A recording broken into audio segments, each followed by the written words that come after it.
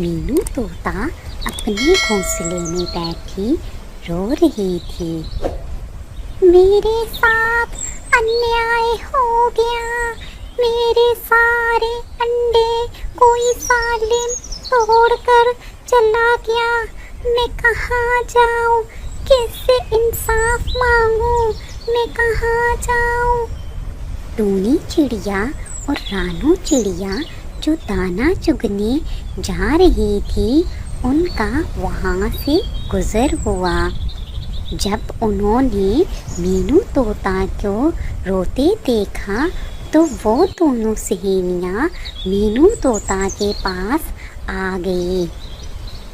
उन्होंने ज़मीन पर मीनू तोता के अंडे टूटे हुए देख लिए थे। टूटे हुए अंडों को देखकर टूनी चिड़िया बोली, मीनू, ये तुम्हारे अंडे किसने तोड़े हैं? मीनू तोता रोते हुए बोली, मुझे नहीं पता, मैं दाना लेने गई थी, वापस आई तो मेरे अंडे टूटे हुए थे। ये कहकर वो फिर से रोने लगी। टूनी चिड़िया और रानू चिड़िया ने उसे दिलासा दिया और वो काफ़ी देर वहाँ बैठी रहीं। जैसे ही शाम हुई वो दोनों वहाँ से अपने अपने घोंसलों में आ गई। जैसे ही वो अपने घोंसले में पहुँची, कालू कौवा उन्हें देखते ही बोला, आज तुम दोनों कहाँ रह गई थी और आने में इतनी देर क्यों कर दी? कालू कौवे की बात सुनकर रानू चिड़िया बोली, कालू भाई, मीनू तोता के अंडे किसी ने तोड़ डाले, हम दोनों उसी के पास थी, इसलिए आने में देर हो गई। रानू चिड़िया की बात सुनकर टूनी चिड़िया बोली, हाँ हाँ कालू भाई, आज से पहले जंगल में कभी ऐसा नहीं हुआ। बेचारी मीनू, उसका तो रो रो कर बुरा हाल है। टूनी चिड़िया और रानू चिड़िया की बातें सुनकर कालू कौवे ने कोई जवाब ना दिया और चुपचाप वहाँ बैठा रहा। इसी तरह रात बीत गई। रात काफ़ी देर तक जागने की वजह से अगली सुबह टूनी चिड़िया और रानू चिड़िया काफ़ी देर से उठी और फिर वो दोनों दाना लेने चल दी। जैसे ही वो मीनू तोता के घर के पास से गुजरी, उन्होंने देखा मीनू तोता ज़मीन पर टूटे पड़े घोंसले के पास बैठी रो रही थी।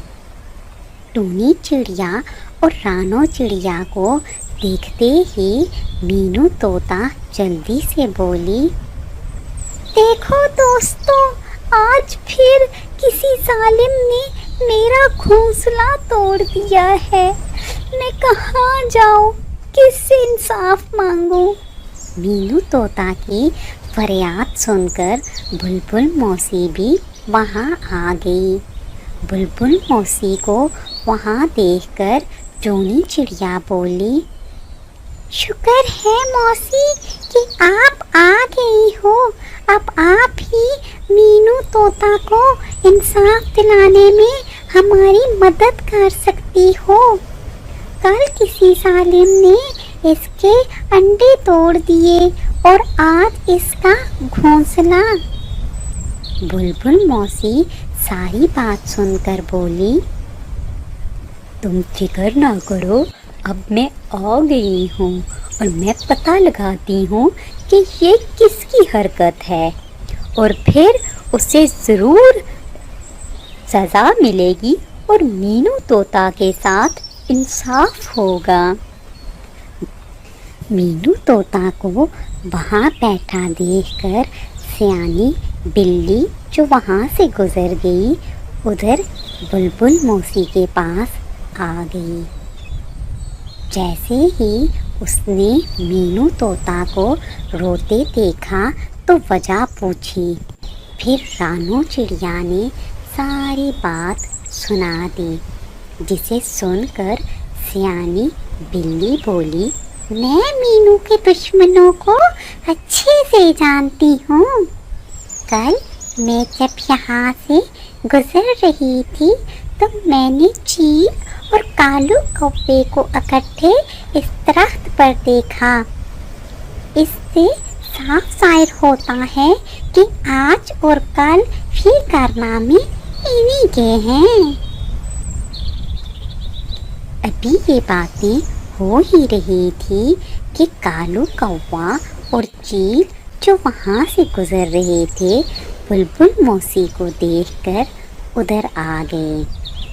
ان دونوں کو دیکھتے ہی بلبل موسی بولی، اچھا ہوا تم دونوں بھی آ گئے۔ کل کسی ظالم نے مینو کے انڈے توڑ دیے اور آج اس کا گھونسلہ۔